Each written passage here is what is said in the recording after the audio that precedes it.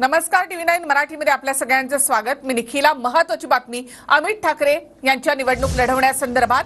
अमित ठाकरे विधानसभा निवडणूक लढवण्याच्या तयारीमध्ये आहेत। मनसे नेते आणि सरचिटणीस यांच्या बैठकीमध्ये त्यांनी भूमिका व्यक्त केली आहे। अमित ठाकरे माहीम, भांडूप किंवा मागाठाणे यापैकी एका जागेवर विधानसभा निवडणूक लढवण्याची शक्यता आहे। थेट माहितीसाठी आपण जाऊयात आमचे प्रतिनिधी दिनेश दुखंडे यांच्याकडे। दिनेशजी, अमित ठाकरे निवडणूक लढवण्याची शक्यता? होय निखिला, TV9 मराठीनं सर्वप्रथम ही बातमी दिलेली आहे की अमित ठाकरे हे निवडणूक लढण्याच्या तयारीत आहेत। आज पक्षाच्या नेते आणि सरचिटणीसांची बैठक राजगड या कार्यालयात पार पडली। तेथे अमित ठाकरे यांनी ही इच्छा व्यक्त केली आहे। ते निवडणूक लढवू इच्छितात आणि पक्षाच्या सगळ्या नेत्यांनीही निवडणूक लढवावी अशी त्यांनी आग्रही सूचना पक्षाच्या नेत्यांना केली आहे। पण आता या बातमीतले अपडेट्स असे येत आहेत की अमित ठाकरे हे माहीम, भांडूप किंवा मागाठाणे या तीनपैकी एका मतदारसंघातून निवडणूक लढवू शकतात। या तीन मतदारसंघातल्या पदाधिकारी कार्यकर्त्यांनी मध्यंतरीच्या काळात राज ठाकरे यांना व्यक्तिशः भेटून किंवा त्यांना पत्राद्वारे ही मागणी केलेली आहे की अमित ठाकरे यांना माहीम, भांडूप किंवा मागाठाणे या मतदारसंघात विधानसभा निवडणूक उमेदवारी देण्यात यावी।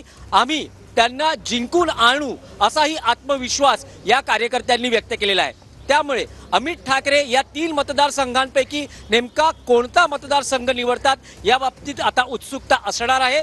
पण पक्षाच्या सगळ्या नेत्यांनाही त्यांनी निवडणूक लढण्याची घोषणा केलेली आहे, निवडणूक लढवावी अशी आग्रही मागणी केलेली आहे।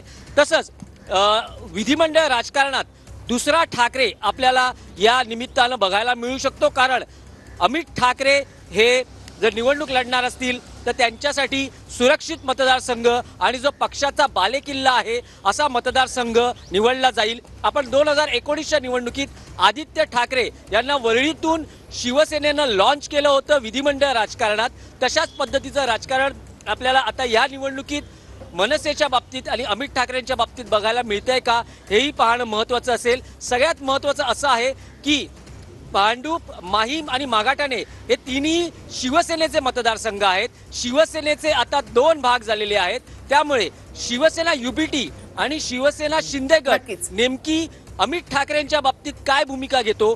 2019च्या निवडणुकीत आदित्य ठाकरे यांना शिवसेनेनं समर्थन दिलं होतं, मनसेनं समर्थन दिलं होतं, त्यांनी उमेदवार रिंगणात टाकला नव्हता। तर त्याची परतफेड शिवसेना शिंदे किंवा शिवसेना युबीटी कडून होणार का हेही पाहणं महत्त्वाचं असणार आहे। पण आग्रही मागणी आहे की माहीम, मागाठाणे आणि भांडूप या मतदारपैकी एका मतदारसंघात अमित ठाकरे यांना निवडणूक लढण्यास द्यावी।